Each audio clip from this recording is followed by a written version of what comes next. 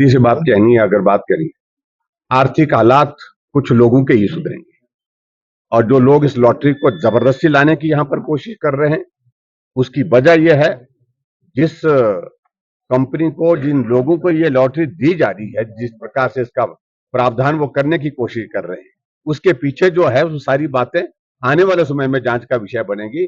लेकिन आप करना चाहते हैं तो इसके पीछे साफ मंशा यही जाहिर होती है कि आप इसके पीछे प्रदेश का आर्थिक हित नहीं, अपना निजी आर्थिक हित देखते हैं। सर आरटीजी की भी बात करते हैं वो कहूं देवभूमि हिमाचल प्रदेश है, और लॉटरी जब बंद की थी भारतीय जनता पार्टी की सरकार ने, उसकी वजह, सबसे बड़ी वजह यह थी कि लोगों के घर बिक गए, जमीन बिक गई, जेवरात बिक गए कई जगह, जिनको एक बार आदत पड़ जाती है उसके बाद उस आदत से छूटना मुश्किल होता है। लगभग लगभग ये भी वही स्थिति है जैसे नशे में, चाहे वो नशा चिट्टे का है, चाहे वो नशा किसी दूसरी चीज का है, उसी तरह का ये नशा है।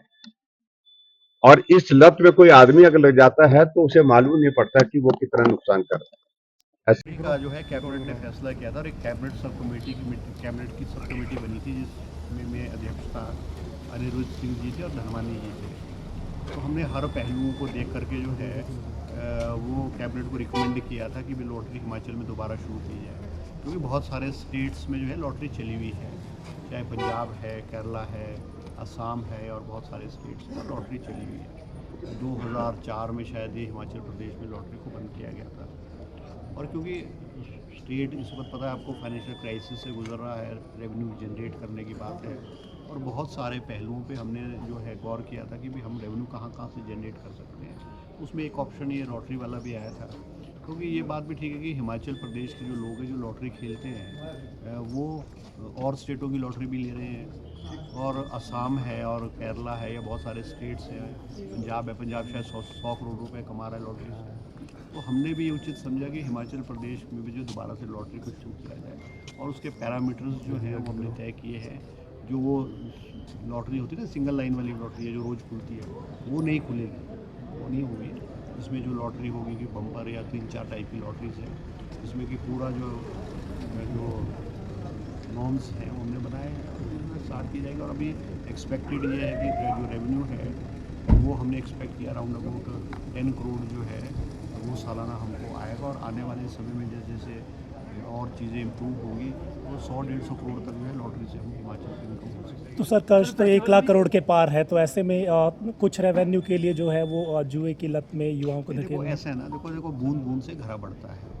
अगर हम ये सोचेंगे 1 लाख हिमाचल प्रदेश को 1000 करोड़ या 2000 करोड़ कहीं से आएंगे, ऐसा नहीं संभव नहीं है। हिमाचल प्रदेश छोटा स्टेट है और हमारी पॉपुलेशन भी बहुत छोटी है, इकोनॉमिकल एक्टिविटीज़ भी हमारी बहुत लिमिटेड है, तो हमको हर पहलू को देख करके जो है वो करना पड़ेगा। अब जो ये आप जुए की बात कर रहे हो कि जो लॉटरी खेल रहे हैं, हिमाचल ने 20 साल से लॉटरियाँ बंद की हैं, तो क्या जो लॉटरी खेल रहे हैं वो कब लॉटरी खेल नहीं रह गया? वो दूसरे स्टेट्स की, पंजाब हमारे एडजॉइनिंग स्टेट्स है, केरला है, असम है और बहुत सारे स्टेट्स हैं जिनका हमने स्टडी किया है, तो वो जो खेलने वाले तो अभी भी खेल रहे हैं ना लॉटरी। सर अनुराग ठाकुर ने भी कि इसको कुछ बयान, देखो अनुराग ठाकुर या कुछ जो लोग हैं बीजेपी के लोग हैं, वो राजनीतिक बयानबाजी के लिए और चर्चा में रहने के लिए जो है वो ऐसे ऐसे पत्र मुख्यमंत्री को लिखते रहते हैं, सरकार को लिखते रहते हैं कि ये बंद कर दो जी, ये शुरू कर दो, ये शुरू कर दो जी। ऐसा है कि ये सारी चीज़ों को तो सरकार ने देखना है ना, सरकार ने देखना है कि क्या शुरू किया जाए, क्या नहीं शुरू किया जाए। और इससे जो हमने जो ये सिंगल डिजिट वाली लॉटरी है वो नहीं खोल रहे हैं उसको, क्योंकि जो कॉमन आदमी है, आम आदमी है, वो जो सिंगल डिजिट वाली लॉटरी होती है ना, जिसमें जैसे बस स्टैंड्स पे और कई जगह हो जाते हैं और लोग इकट्ठे हो जाते हैं, वो वाला सिस्टम नहीं किया गया। ये मतलब एक हाई लेवल वाला, एक अच्छे लेवल वाला सिस्टम। सर फेस्टिवल में ही जो आप जिस तरह से हमने कहा कि बम्पर जो आप लॉटरी यहाँ पे निकालेंगे, और कब से शुरू करेंगे? बम्पर लॉटरी नहीं निकालेंगे, जो ये सिंगल लाइन वाली होती है ना, 1 नंबर वाली लॉटरी, वो नहीं शुरू की गई इसमें, जिससे कि कॉमन आदमी इफेक्ट होता है।